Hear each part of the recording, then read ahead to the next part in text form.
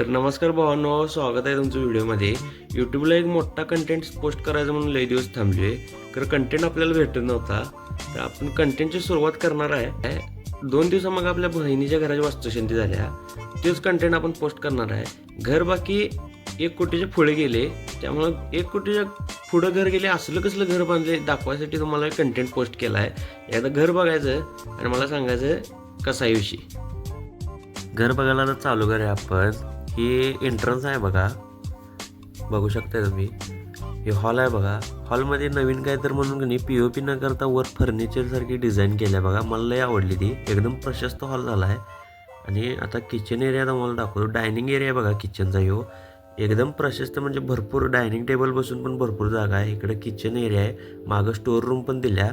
एकदम खतरनाक म्हणजे खतरनाक केली घर. शेवटपर्यंत बघा व्हिडिओ. वर बघू शकताय तुम्ही फॅन वगैरे. बॅक साईडचा एरिया बघा. इकडं पण भरपूर जागा सोडल्या आणि ही माती टाकलाय म्हणजे इथं लॉन येणार आहे भावानो. वर सगळं नेट लावून पॅक केले, म्हणजे ऊन पण यायला पाहिजे आणि पाऊस पण यायला पाहिजे. सगळ्या गोष्टीचा विचार केला आहे. हे पॅसेजमध्ये ही तुम्ही घरात माती टाकलाय म्हणशीला, तर इथं पण लॉन येणार आहे भावानो. घरात लॉन असणार आहे. विषय हार्ड आहे. टेरेसवर जायचा रोड आहे तो. इकडे एक बेडरूम केल्या.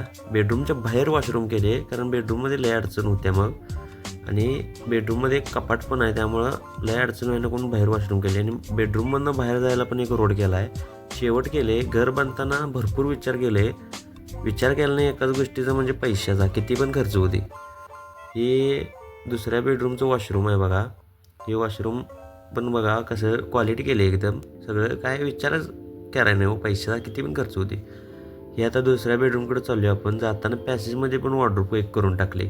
शेवट म्हणजे काय कसलं साहित्य आणणार आहे आणा जावं, कसं पण बसवा. हे एक वॉशरूम आहे बघा. दिसलो काय मी तुम्हाला? असते बघा. तुम्हाला बेडरूम दाखवतो. अनेक आहे ते. 2 पोरे आहेत भाऊजीसनी. दोघीसनी 2 बेडरूम करून टाकल्यात. विषय कंडका. मागणं दोन्ही बेडरूमला पण मागणं जायला वाट आहे.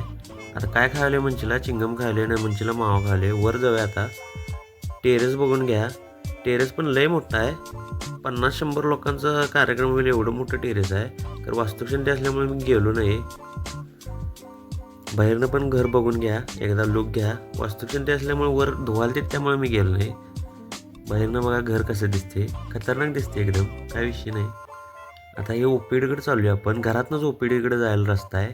मध्येच इथं पण एक खोली करून ठेवली आहे बघा. काय तर ओपीडीत साहित्य बित्य ठेवायला येते म्हणून. घरातनं ओपीडीतनं कसं दिसते बघा घर, असं दिसते. हे OPDचं वेटिंग एरिया आहे, म्हणजे पेशंट वेट करू शकते तिथं.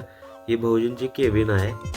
इथं पण खतरनाक केले सगळं, काय विषयच नाही. कुठला तर लय मोठ्या डॉक्टरकडे आले का वाटायला पाहिजे. हे पेशंटला ॲडमिट केल्यावर रूम केले बघा. एक 4 बेड सगळं 4 पेशंट होत्या तिथं बसू शकतात. पेशंटला पण वॉशरूम त्यांनी केले, एकदम खतरनाक केले. त्याच्यात पण काही विचार केला नाही. घरात जसं वॉशरूम